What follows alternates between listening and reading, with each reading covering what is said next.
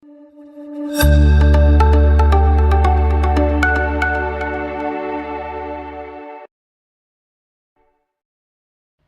politik Indonesia kembali bergejolak.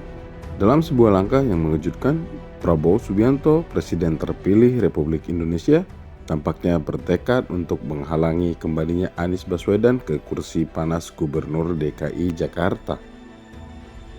Penggiat media sosial Eko Kuntadi menilai Presiden terpilih Prabowo Subianto tidak akan membiarkan Anies Baswedan kembali jadi Gubernur DKI Jakarta dengan berpasangan bersama Kaisang Pangarep di Pilkada DKI Jakarta tahun 2024 ini.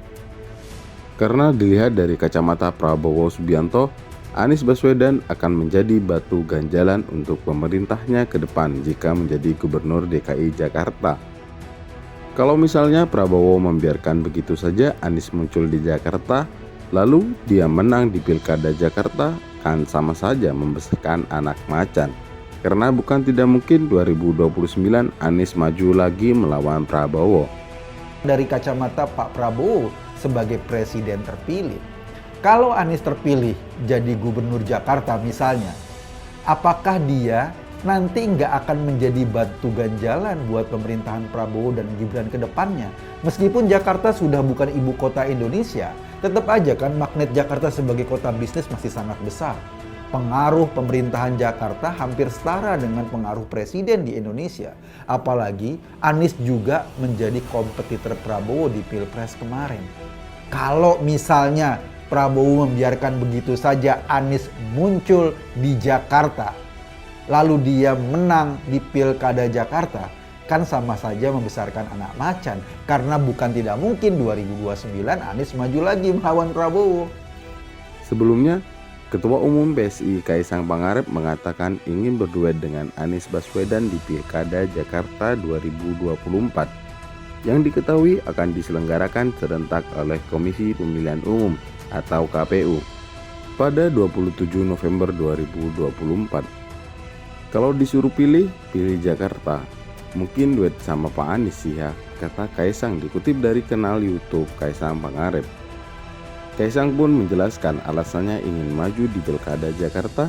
Posisiku sekarang adalah ketua umum partai, berarti aku mengurus 38 provinsi di seluruh Indonesia. Kalau aku jadi wali kota Solo, aku mengurus 5 kecamatan. 5 kecamatan di mana itu isinya 600.000 orang saja. Kan PSI lebih dari itu, kata Kaisang. Lebih lanjut, ia mengatakan PSI memiliki kursi yang cukup di DPRD untuk maju Pilkada Jakarta. Sehingga jika mau Anies bisa bergabung, ya kalau Pak Anies mau, kan posisinya Pak Anies belum ada partai. Sedangkan aku di Jakarta ada 8 kursi. Bisa maju kalau mau, tambahnya Kaisang. Bagaimana menurut sahabat Berita Nusantara? Apakah Kaisang sudah layak untuk memimpin Jakarta? Dan apakah Anies Baswedan akan bergabung bersama Kaisang?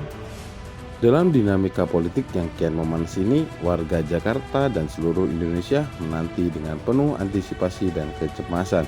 Bagaimana nasib ibu kota di tangan pemimpin berikutnya? Akankah Anies dan Kaisang mampu menghadapi tantangan ini? Atau justru Prabowo yang akan mengendalikannya?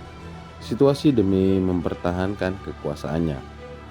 Simak terus perkembangan drama politik yang penuh ketegangan ini hanya di Berita Nusantara. Dan berikan jawaban kalian di kolom komentar. Salam akal sehat bersama Berita Nusantara.